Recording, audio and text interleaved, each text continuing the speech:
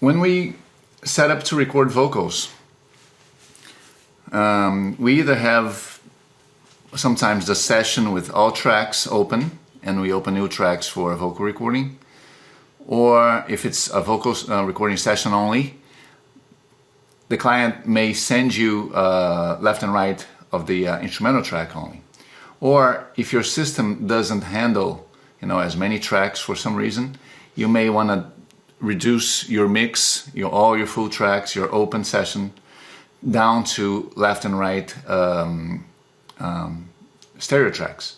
And then you open new tracks, new empty tracks for vocal recording and recording each note, each voice of the vocal arrangement. For this example, what we have set up here, we have Cheryl's songs in left and right, and we're gonna open together here tracks for recording her vocals. Reason why I have this in stereo is because her mixes were already done, and we just have the tracks ready for recording the vocals, and we have the tracks with the vocals here also in the session as a reference, so in case we need to double check something, listen to what was originally done, we can. So if I play here, I have some of her music.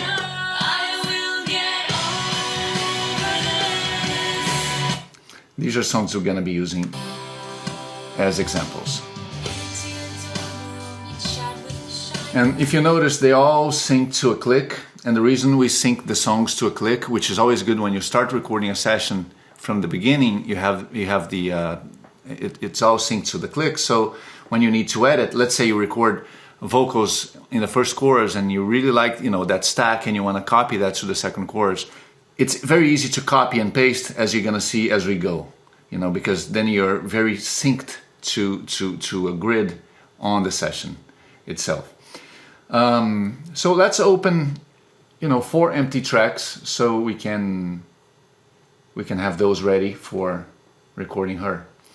So here we go, create tracks for new audio tracks, and we have them here. Okay, so now I'm going to create a reverb track channel. So it's not going to be the final reverb used for mixdown, but it's just a comfort reverb. If she asks for a little comforting reverb. Some singers don't, some singers do. So it's always nice to have it ready. So I create a new track or channel, mixing channel. This time it's going to be a Knox channel, and I will name this verb, and then I address the input to be a buzz, the buzz one, and I insert a good reverb. Here you go. So let me move this verb up here, and then I'm gonna name this V1 for vocal 1, V2, V3, and V4. We can rename this later if needed, and the inputs are gonna be all the same. Input 1, because it's coming into the interface on input 1 to the software. Okay, they are all input 1s. Okay, now I'm gonna set up buses from these channels to bus 1 so they can get addressed to the reverb. When I send these vocals to bus 1, this channel receives bus 1 information and sends also her vocals to this reverb. All these channels are addressed to analog output 1 and 2, which are the interface outputs. So we have recording tracks and a reverb channel.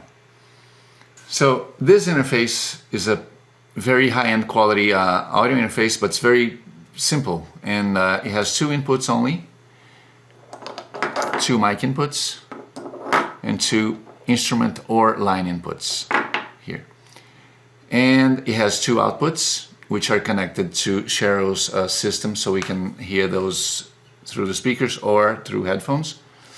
Okay, so as a singer, while the engineer is getting all the track stuff prepped and the headphone mix and everything to sound perfect for you, there are things you can be doing too to make sure that the session goes really smoothly. These things are not quite as technical, but they include going and getting your tea, your water, whatever you need as a vocalist to keep your throat lubricated, all the comforts you want. It's, candles or whatever you want to set up haven't been set up yet. You can take that on. Make sure you have your lyrics in front of you. Even if you know the song cold, it's always nice to make notes, have a pen ready to go, and make sure that you're comfortable. And that's really the basics for singers to prep. Not too much, not too complicated, but it's good to know.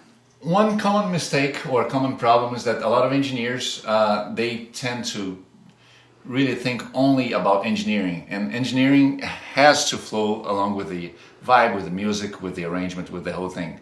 Every time you see a good record, you can be sure that record had engineering and music and musicians and arrangements and arrangers and all working very closely together, and not each one doing its job, not caring about the other person's job.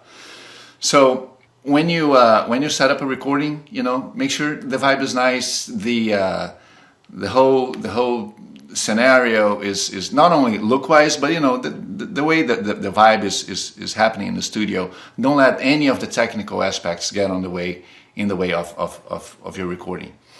The pop filter that we have talked before, not only it filters the wind of some of the syllables like P's and especially P's, that you blow wind into the mic capsule, and that capsule will bounce back and forth, creating a very low frequency, a sound which is not desired. So this filters that wind off. Another good use for this, which is rarely talked about, when you want the singer to sing very close to the mic. Most of the times the singers are not thinking about the technical aspects. Sometimes they are, but it's a lot of work already to think about the music. So when you, as an engineer and producer, want them to sing very closely to the mic to create that, closed sound, bigger sound, if the song is sung in a lower register, you want that bigger, closed in your face sounding timbre. You bring the pop filter very close to the mic. When the singer is in front of the mic, he is not really measuring that distance, and he will tend to get closer to the pop filter. If you don't want the singer to get very close to the mic, because the register is higher, and you will encourage the singer, instead of every take you going to the singer and saying, hey, you have to move back, you have to move back, you have to move back, because that can destroy a little bit of the vibe, because you're being somewhat boring. You just place your pop filter a little further back, so without having to instruct the singer, that will kind of automatically, invisibly guide the distance the singer should be from the mic, which is a good thing. Headphones should be heard, as I said before handling to her. So I will check my headphones, not only the levels of what's coming out of here, but the levels of the vocals to the track, and the level of the reverb, how the vocal is sounding, if the vocal is not very aggressive or brutal, if the timbre of the mic is sounding good on the headphones. Some headphones may be more trebly or more muffled or more bassy. You should take that into consideration, and even insert an EQing before sending the feed to the headphones. No, there's nothing wrong with that. It's not a must, but if you have your headphones and you find the timbre to be not as cool, too thin, too metallic, or lacking treble, you can insert an EQ in your session before sending audio to here. So, thank you. Enjoy your session. Thank you. The last thing about setting up for the singing is when you put the headphones on, I do this for myself, and I always encourage singers that I'm working with is to just put one headphone on one ear so that you can hear yourself in the most natural setting, which is live right here, what you're used to hearing. You hearing yourself through the stereo headphone, you may sound amazing because the reverb and the EQ is sounding great, but it's not going to sound natural, and it tends to throw me off, and even the most professional singers I know usually end up recording with one headphone on to hear the track and one headphone off to hear themselves. And the result is much better pitch that is helpful later when you don't want to tune every vocal. And you also just feel very comfortable. You're hearing what you need to hear, and you're also hearing yourself in the most natural state, what you're used to hearing. I do know singers that like to have both headphones on, have the track blasting, and they're just going to power through over it. That's a technique that works too. So just figure out what's good for you. But I would say at least try to see how you're feeling with one headphone on, one headphone off, even though it does look a little silly. One thing you shouldn't do though, if you decide to wear one side only on and the other off, don't point that side which is off to the microphone, because that sound will get recorded. The click. You don't want that. The click, Yeah. and your reference in music also. You want the microphone to capture your voice only. Right.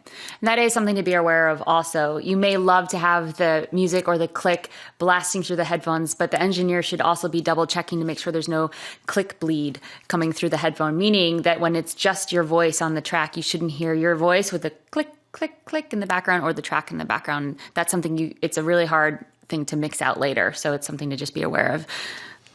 And as I always say, don't ever get the technical aspects move into the way of the good recording results.